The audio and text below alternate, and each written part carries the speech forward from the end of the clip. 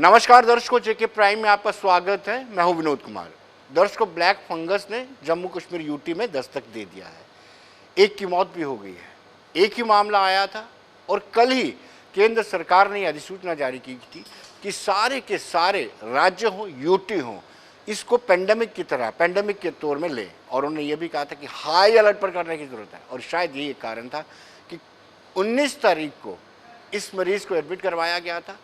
इस मरीज़ का RT-PCR जो है नेगेटिव था और उसके बावजूद 900 से ज़्यादा शुगर लेवल बढ़ चुका था। और जिसके बाद डॉक्टरों ने जब सैंपल लिया और इसका टेस्ट किया तो उसमें उन्होंने पाया कि ये ब्लैक फंगस है। और ब्लैक फंगस के कारण आज दोपहर उसकी मौत भी हो गई। ब्लैक फंगस में ज़्यादातर जो डायबिटिक, क्रोनिक डायबिटिक पेशेंट है उनका ज़्यादा इन्वॉल्वमेंट रहती है, उन पर ज़्यादा हावी होता है। और ख़ास तौर पर कोविड-19 के दौरान ऐसे पेशेंट आते हैं तो ये चिंता का विषय बन जाता है। हमने डॉक्टर से बातचीत की। डॉक्टर का क्या कहना है, डॉक्टर टंडन का क्या कहना है, वो हम आपको बताते हैं।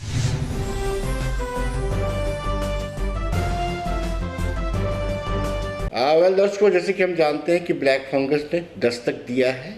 एक पेशेंट एडमिट हुआ है और आपको बताते चले, ब्लैक फंगस को लेकर के यूनियन गवर्नमेंट ने अधिसूचना जारी कर दी है कि इसको भी पेंडेमिक डिक्लेयर किया जाए। और इस वक्त हमारे साथ डॉक्टर विशाल टंडन है, प्रोफेसर है मेडिसिन से। डॉक्टर साहब, आपका स्वागत है। नमस्कार सर। नमस्कार जी। वेल डॉक्टर साहब, आसान भाषा में जी एक लेमैन को बताना हो ब्लैक फंगस है तो कैसे आप एक्सप्लेन करेंगे ब्लैक फंगस है क्या? जी सर, ये जो ब्लैक फंगस है इसको हम म्यूकोरमाइकोसिस नाम से जानते हैं। और अगर मैं साधारण लैंग्वेज में बोलूँ, ये कुछ स्पोर्स, फंगल स्पोर्स होते हैं जो हवा में या सरफेसेस में रहते हैं, खासकर वहाँ जहाँ पे डस्ट ज़्यादा रहेगी, मिट्टी ज़्यादा रहेगी, ह्यूमिड ज़्यादा रहेगा। और इसमें ख़ास तौर पे मैं एक चीज़ पहले क्लियर मैसेज देना चाहता हूँ अपनी जनता को कि हर कोविड के पेशेंट को डरने की ज़रूरत नहीं है। उसका पीछे रीज़न ये है कि ये हर पेशेंट को नहीं अटैक करेगा। इसमें जो मोस्ट वनरेबल ग्रुप रहेगा वो रहेगा जी जो डायबिटिक पेशेंट्स हैं और अनकंट्रोल्ड डायबिटिक पेशेंट्स जिनकी डायबिटीज़ आउट ऑफ कंट्रोल है। और उसमें दूसरा जो प्रभार है वो कोविड का भी पड़ गया। अगर मान लीजिए कोविड और डायबिटिक, बिकॉज दोनों ही इम्यूनिटी को कंप्रोमाइज़ करेंगी तो वो ज़्यादा वनरेबल एक ग्रुप रहेगा। इसी तरह जो कोविड से पेशेंट ग्रस्त हैं और साथ में वो एंटी कैंसर ड्रग है ले रहे हैं, कैंसर की दवाई ले रहे हैं, जहाँ फिर उनको कोई कैंसर है, मैलिग्नेंसी है, HIV का पेशेंट जो है वो इम्पॉर्टेंट वनरेबल ग्रुप है। इसी तरह स्टेरॉइड बहुत कॉमन जो है इसका एक रिस्क फैक्टर है। वो इसलिए मैं कहता हूँ कि जो स्टेरॉइड हैं वो हमें पार्ट ऑफ ट्रीटमेंट भी हैं कोविड के। लेकिन ऐसा देखा गया है कि जो इररेशनल, बिना कारण के कई लोग अपने आप स्टेरॉइड घर में जिसको हम बोलते हैं सेल्फ मेडिकेशन करके शुरू कर देते हैं। तो वो लोग भी ध्यान रखें इस चीज़ का कि स्टेरॉइड एक इम्यूनो सुप्रेसेंट है, वो आपकी इम्यूनिटी को सुप्रेस करता है और वो इस जो फंगस है इसके लिए वो आपको जो है संक्रमित कर सकता है। तो इसलिए ये बड़ा इंपॉर्टेंट रहेगा। इसके अलावा जो कोविड के related itself is a risk factor, जिनकी कोविड ट्रीटमेंट हॉस्पिटलाइजेशन प्रोलॉन्ग्ड है, 15 दिन 20 दिन से वो ऑक्सीजन थेरेपी पे हैं, वो लोग भी बड़े वनरेबल हैं इसके लिए। और दूसरा जो स्टेरॉइड ले रहे हैं, heavy steroid, injectable steroid Covid के ट्रीटमेंट के दौरान जिनकी वेंटिलेशन हुई है, वेंटिलेटर पे डाले गए हैं, जहाँ इंटूबेट हुए हैं, they all are high risk patients. तो इनको एक हमारे यहाँ एक protocol already, this is a universal accepted protocol. तो ये मैं मतलब अपनी जनता को ये करता चलूँ कि यहाँ पे फॉलो कर रहे हैं already. We are already following. जो पेशेंट स्क्रीनिंग हो रही है पेशेंट्स की और जिन पेशेंट को रिक्वायर्ड है टेस्टिंग की, वो टेस्टिंग भी करते हैं जहाँ हमें लगता है कोई शक शुबा। जिस तरह ये पहला केस एक हमारा जो है इसी हाई लेवल स्क्रीनिंग की वजह से ही बाहर आ पाया। तो ये कुछ बातें हैं। लेकिन इसमें जो प्रेजेंटेशन रहेगी वो इस तरह रहेगी कि मोस्टली ये जो है आपके साइनसेस और नाक के रास्ते डॉक्टर साहब ये है कि इसके सिम्टम्स, जैसे हमें कोविड के सिम्टम्स सबको पता चल चुके हैं जी सर कि आपका टेस्ट खत्म हो जाता है, स्मेल पावर खत्म हो जाती है, आपके थ्रोट में इरिटेशन रहती है, आपको बुखार होता है। इसके सिम्टम्स क्या हैं, क्योंकि लोग बड़ा सुनना चाहते हैं, मैं बताऊंगा। इसके जो पहली बात, ये एंटर कैसे करेगा, ये एंटर मैंने कहा स्पोर है, तो ये नाक मुंह और साइनस के रास्ते से ये अंदर प्रवेश करेगा और ये उन्हीं में करेगा जिनकी इम्यूनिटी सप्रेस होगी। पहला मैसेज तो ये क्लियर कर ले जनता। दूसरी बात ये है कि इसमें जो सिम्टम्स रहेंगे, पेन रहेगी, स्वेलिंग रहेगी, उसके बाद फीवर आ सकता है, इंटरमिटेंट हाई ग्रेड फीवर भी रह सकता है, शॉर्टनेस ऑफ ब्रेथ मतलब सांस लेने में दिक्कत कर सकता है, साइनोसाइटिस की जिस तरह साइनस की प्रेजेंटेशन होती है, हेडेक, सिरदर्द बड़ी सीवियर रहेगी, ठीक है ना। ब्लड आ सकता है वोमिट के अंदर, आपका कफ के अंदर ब्लड आ सकता है।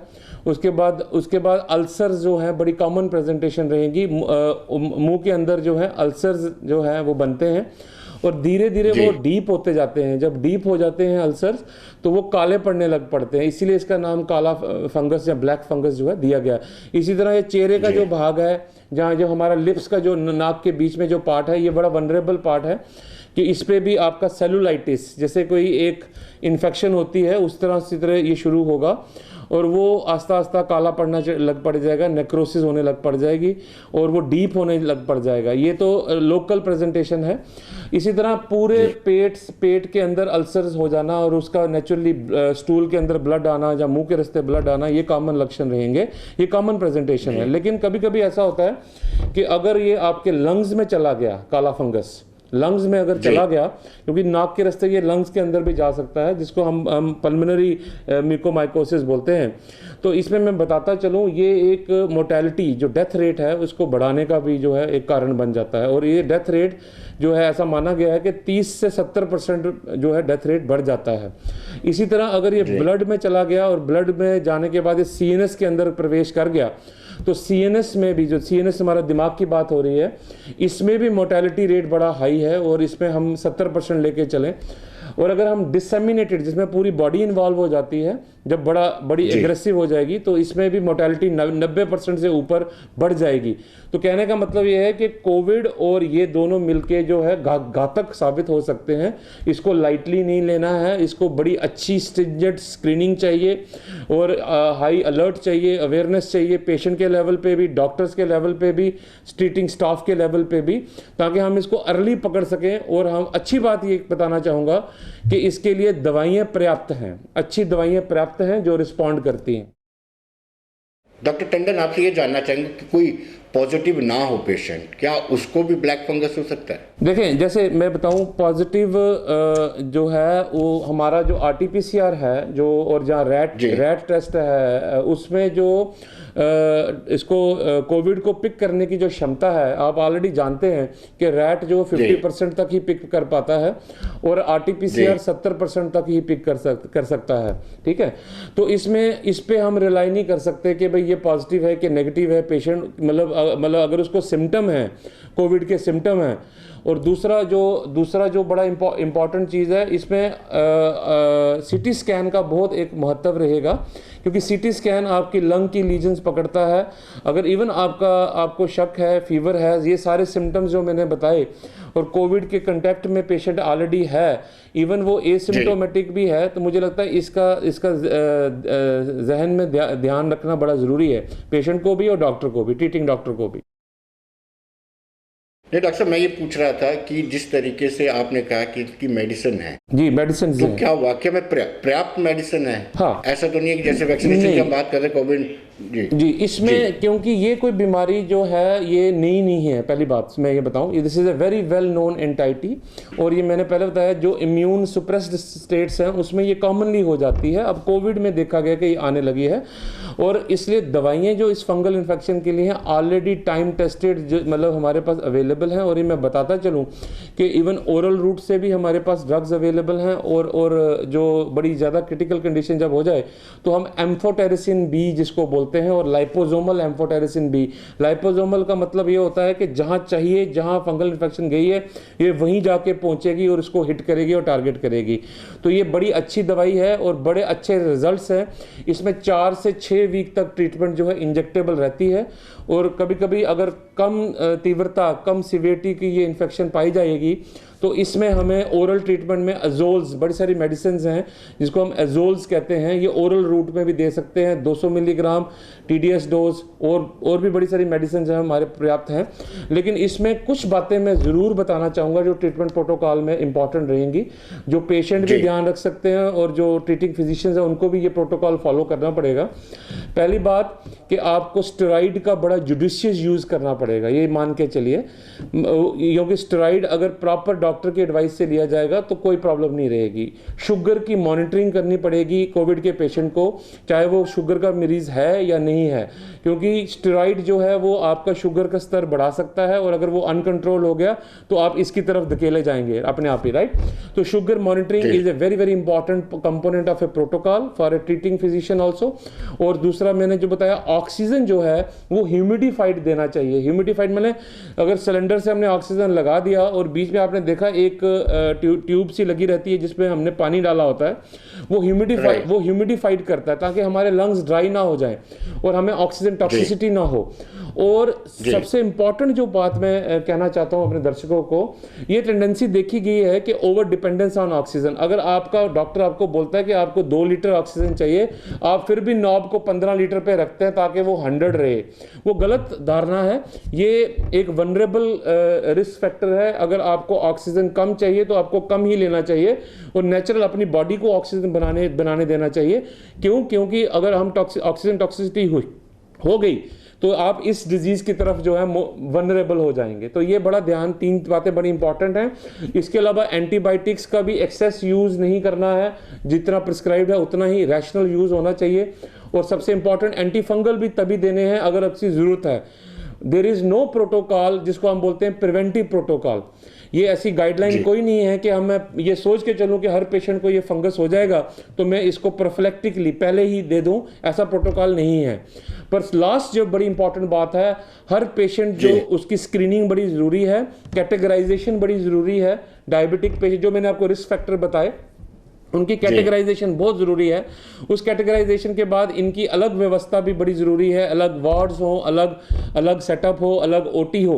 जैसे आपने देखा इस पेशेंट में हमें इसको ऑपरेट भी करना पड़ा, लेकिन ये धारणा जो है कि ये मेरा ट्रीटमेंट हो गया, ये बाद में भी पोस्ट कोविड भी जो है ये चीज़ आ सकती है सामने। तो ये बड़ी इंपॉर्टेंट बात है। जी डॉक्टर टंडन, आखिरी सवाल आपसे ये जानना चाहूँगा, पैनिक होने की ज़रूरत तो नहीं है? पैनिक की ज़रूरत नहीं है, लेकिन हाई अलर्ट की ज़रूरत है। मैं उसका इसलिए बोलता हूँ कि पैनिक किस लिए नहीं होना चाहिए, क्योंकि गवर्नमेंट ऑफ इंडिया ने ऑलरेडी ये घोषित कर दिया कि इसको बिल्कुल हाई अलर्ट पे रखें। और मुझे ये बताते हुए फ़ख्र है कि ये हमारी जो एडमिनिस्ट्रेटिव डिपार्टमेंट और हमारा GMC की जो एडमिनिस्ट्रेशन है, इसने ऑलरेडी ही ये जो व्यवस्था कर रखी है और हमारे जो डिपार्टमेंट्स हैं, टीम्स हैं, ये बन रखी हैं। इसकी स्क्रीनिंग रेगुलर हो रही है। इनफैक्ट इस केस के आने के बाद मुझे पूरा विश्वास है कि और ज़्यादा तवज्जो दी जाएगी हमारे GMC में। और जो है एवरी पेशेंट प्रोबेबली जो 10 दिन, 12 दिन, 15 दिन से ऊपर है, जो डायबिटिक है, जो हाई रिस्क है, उसको स्क्रीन किया जाएगा, उसका सैंपल लिया जाएगा, उसकी टेस्टिंग फ्रीक्वेंटली की जाएगी। उसकी व्यवस्था ऑलरेडी GMC एडमिनिस्ट्रेशन ने कर रखी है। तो ये इस पर घबराने की ज़रूरत नहीं है। लेकिन हाँ, जो वनरेबल ग्रुप मैंने बताए उनको ज़रा अलर्ट रहने की ज़रूरत है और डॉक्टर्स को बड़ा जुडिशियली जो है ट्रीटमेंट करने की ज़रूरत है। वो ऑलरेडी कर भी रहे हैं, उसमें कोई दो राय नहीं। डॉक्टर विशाल टंडन, बहुत बहुत शुक्रिया आपका, धन्यवाद। Thank you ji, thank you, धन्यवाद।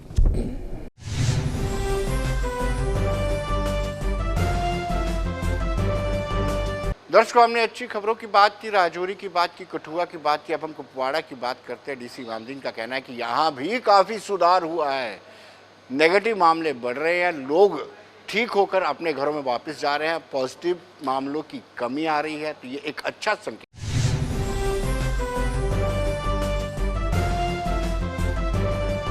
जो है 1829 टेस्ट में से 204 जो हैं पॉजिटिव आए हैं उसके साथ में ही मुकाबले में 201 जो है आज की डेट में रिकवरीज़ हैं और डेथ्स जो है ओनली 2 हैं आज की डेट में।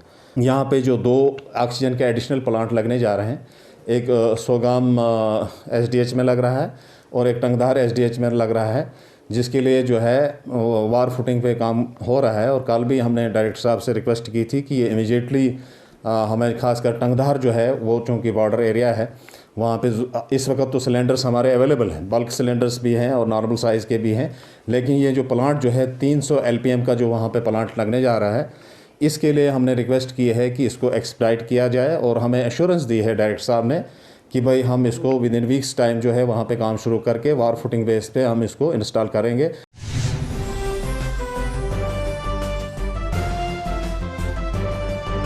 दर्शकों, अगर हम सकारात्मक दृष्टि से देखें, पॉजिटिव वे से देखें, तो राजौरी एक ऐसा जिला है जिसमें आज किसी भी तरह की किसी की मौत नहीं हुई है और 17 लोग ठीक होकर के लोकल जो उनका गवर्नमेंट मेडिकल कॉलेज राजौरी है ठीक होकर के अपने घरों में लौटे हैं। यानी सकारात्मक न्यूज़ है और हमें सकारात्मक सोच लेकर के चलना होगा और हमें ये भी चीज़ें दिखानी चाहिए कि अगर मृत्यु दर, मोर्टेलिटी रेट बढ़ रही है तो ठीक होकर के घर जाने वालों की भी तादाद कम नहीं।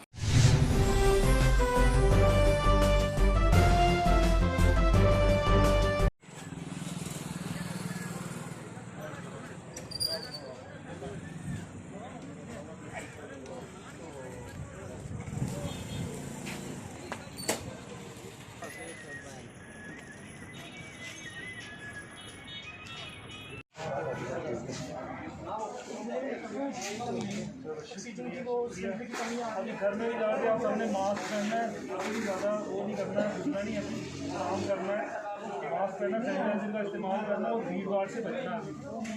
तो अपनी सेहत का ख्याल रखना। और कोई भी दोबारा कोई परेशानी होती है तो तुरंत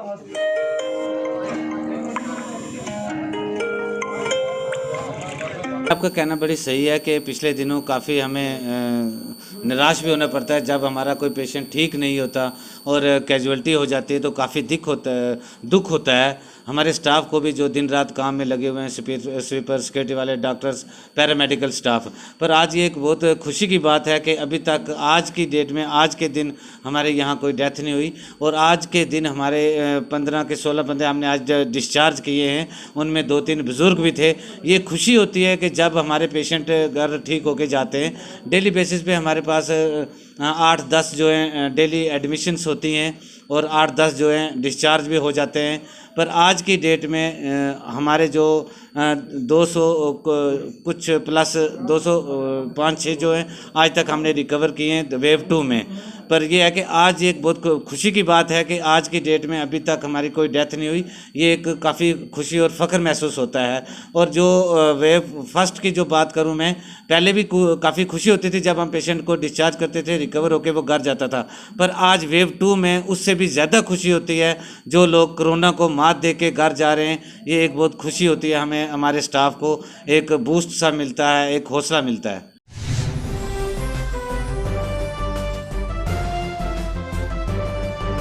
दर्शकों, अगर राहुल यादव जो डिप्टी कमिश्नर कठुआ है उनकी बात करें तो उन्होंने भी कहा है कि संक्रमित मामले कम हो रहे हैं। यानी एक पॉजिटिव खबर कठुआ से भी है। उन्होंने कहा कि 80% से ज़्यादा लोग ठीक होकर के अपने घरों में जा चुके हैं। उन्होंने कहा कि ऑक्सीजन की किसी तरह की कोई कमी नहीं है, इक्विपमेंट भी भरपूर है, किसी तरह की कोई कमी पेश नहीं आ रही है और ठीक होकर के घर जाने वालों की तादाद को इजाफा दे करके चीज़ें सकारात्मक नज़र आ रही हैं।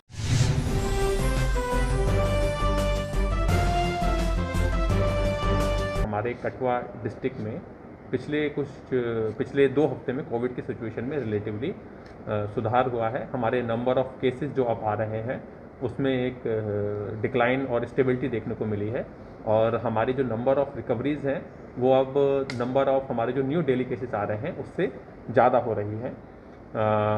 कल भी हमारी 174 हमारे नए केसेस आए और हमारे 197 लोग जो हैं वो रिकवर हुए। हमारा जो रिकवरी रेट है वो भी इम्प्रूव हुआ है और 82% लोग अब हमारे ठीक होके वापस अपने घर जा चुके हैं। एंड 22 लोग जो हैं वो ऐसे हैं जो कि हॉस्पिटल्स में हैं, जिसमें हमारे गवर्नमेंट मेडिकल कॉलेज कठुआ या फिर हमारे AK गुप्ता हॉस्पिटल या फिर हमारे CSCs वहाँ पर 122 लोग एडमिटेड हैं और इसके अलावा 148 लोग हमारे जो कोविड केयर सेंटर्स हैं वहाँ पर भी एडमिटेड हैं।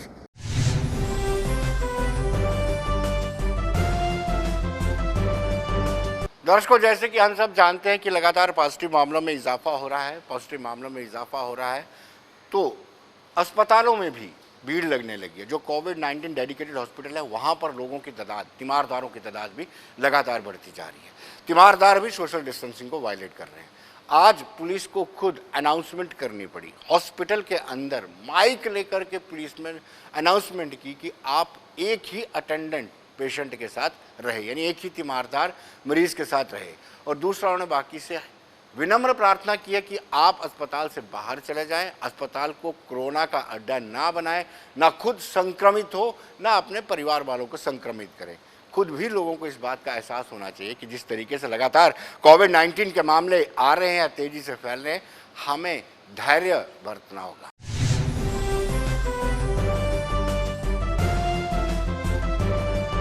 सोशल डिस्टेंस का ख्याल रखें। जो भी मेहरबानी करके कानूनी कार्रवाई की जाएगी। मेहरबानी करके सोशल डिस्टेंस का ख्याल रखें। ऐसे फालतू में कोई करेगा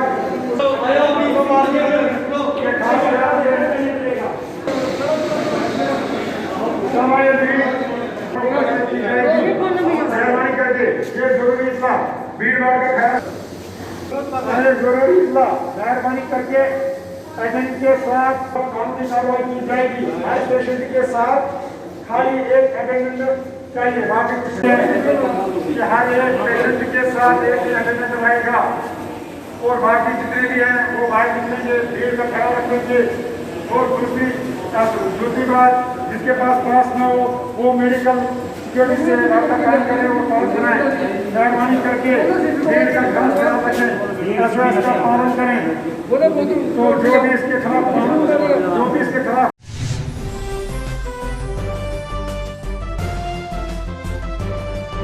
दर्शकों, लॉकडाउन के बावजूद भी अभी भी हम देख रहे हैं कि मामले कम नहीं हो रहे हैं। लॉकडाउन के इसलिए लॉकडाउन लगाया गया था कि चेन को तोड़ा जा सके, लेकिन चेन टूटने में लॉकडाउन कारगर नहीं साबित हो रहा है।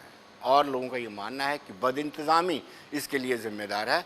और उनका ये भी मानना है कि कुछ लोग घरों में ही उपचार कर रहे हैं, वो अस्पताल तक नहीं पहुँचते, जिसके चलते भी कैजुअलिटी लगातार हो।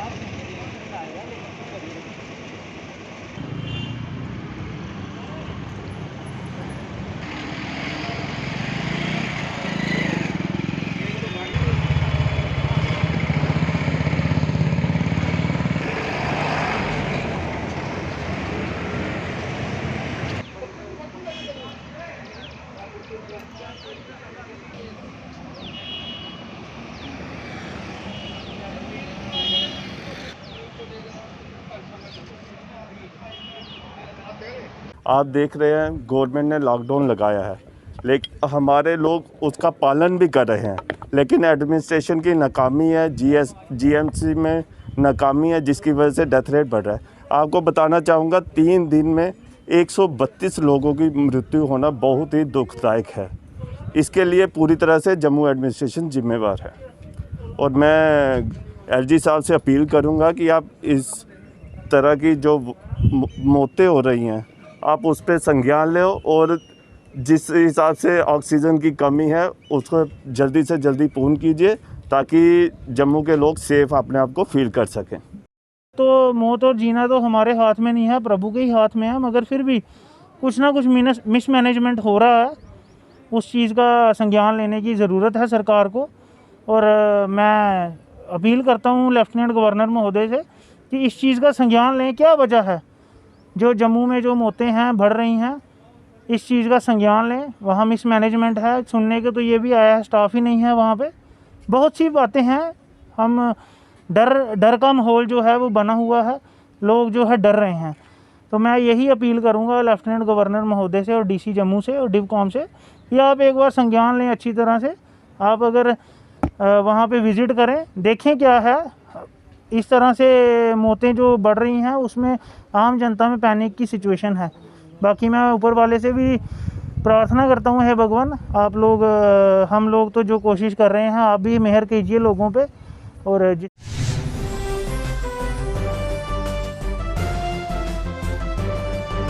दर्शकों, सेना एक तरफ सरहदों की रक्षा करती है, आतंकवाद से लड़ती है, दूसरी ओर कोविड-19 से भी सेना इस महामारी के दौर में भी सेना अपना पूरा रोल प्ले कर रही है। सेना की बात करें तो सेना ने सुरनकोट में कई जगहों पर जाकर के लोगों के बीच में जो कोविड-19 के लिए ज़रूरी वस्तु है वो वितरित की। हैंड वॉश हो, मास्क हो, सैनिटाइज़र हो, इन सब को वितरित।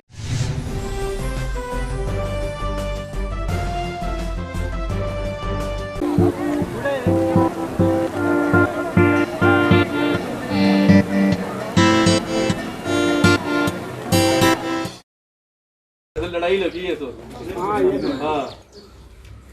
तो दुश्मन सरहद पार नहीं है, दुश्मन बीच में है। हमने हाथ धोने हैं, मुंह ढक के रखना है, अपने घर के अंदर घुसे तो मास्क उतारो, घर से बाहर निकलते ही मास्क। हमें ये इस बात की खुशी है कि हमारी फ़ौज हमारे गरीब लोगों की मदद कर रही है।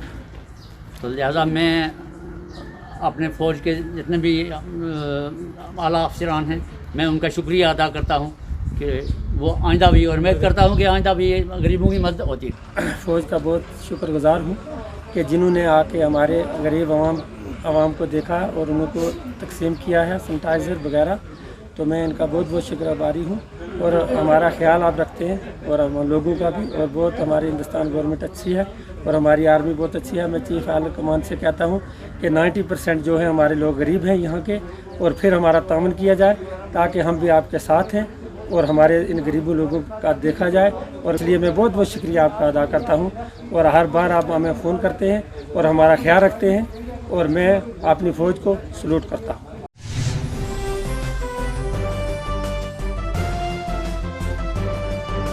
दर्शकों, अगर गवर्नमेंट मेडिकल कॉलेज और एसोसिएट कॉलेज के बुलेटिन की बात करें तो जो डिस्चार्ज हुए हैं उनका आंकड़ा जो है दाखिल होने वालों से ज़्यादा 56 लोग दाखिल हुए हैं, या नए मरीज दाखिल हुए हैं, और 70 जो है ठीक होकर के गए हैं। आइए देखते हैं क्या कहना है प्रिंसिपल।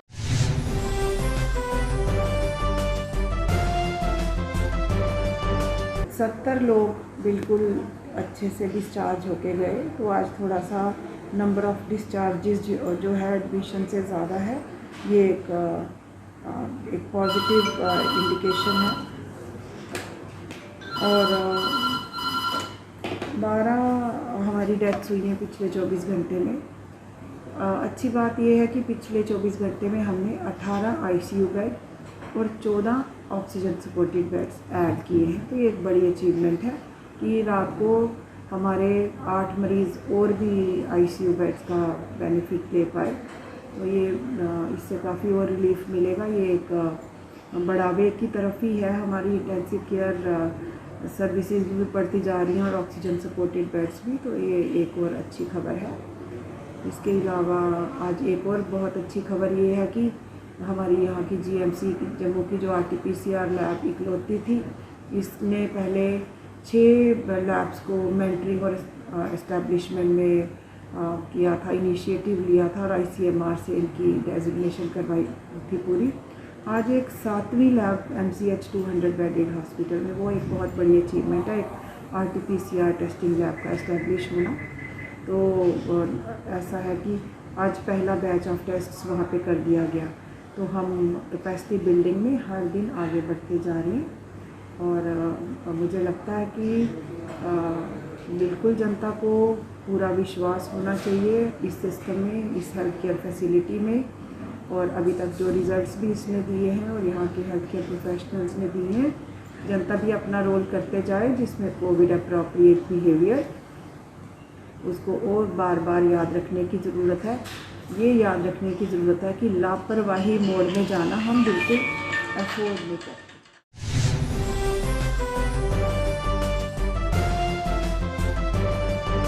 तो दर्शकों, बने रहिए देश दुनिया की खबरों के लिए और मुझे दीजिए इजाजत।